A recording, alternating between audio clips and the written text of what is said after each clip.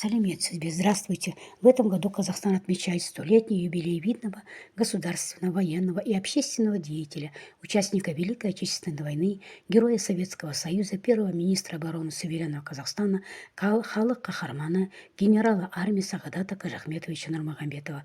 Алтынсаринская сельская библиотека предлагает историческое турне «Верный сын казахского народа». Великий сын казахского народа родился 25 мая 1924 года в ауле Косым Аккольского района Акмолинской области.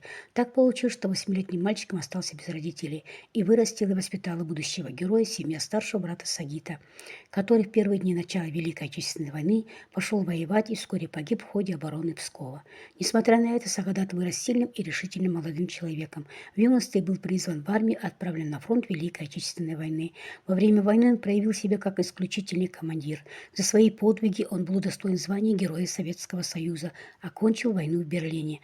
Батальон Сагадата Нурмагомедова участвовал в штурме здания рейхканцелярии Гитлера. После войны Нурмагомедов продолжил свою службу, внося вклад в развитие военных сил и становление независимости Казахстана. В 1992 году он стал первым министром обороны Республики Казахстан и занимал этот пост до 1995 года.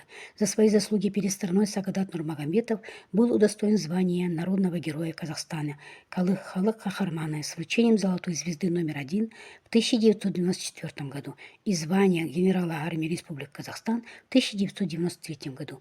Его высокий авторитет помог сохранению военного потенциала и укреплению воинской дисциплины среди личного состава.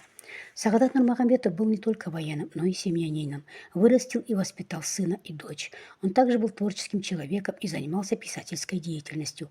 Его перу принадлежат книги воспоминания «Лицом к огню» 1984 год, «Мой передний край» 1994 год, «А в памяти нет тишины» 1999 год, «От огненных лет до суверенной армии». Это сборник мемуарных произведений, куда вошли его книги. Это книги воспоминаний о фронтовых буднях фронтовика, боевого офицера-пулеметчика, который прошел по дорогам Великой Отечественной войны от Кубани до Берлина.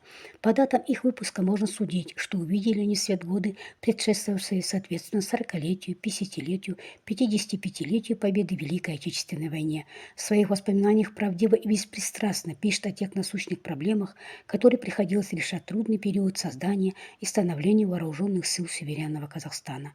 Его жизнь и достижения остаются примером для подражания, а его имя увековечено в истории Казахстана.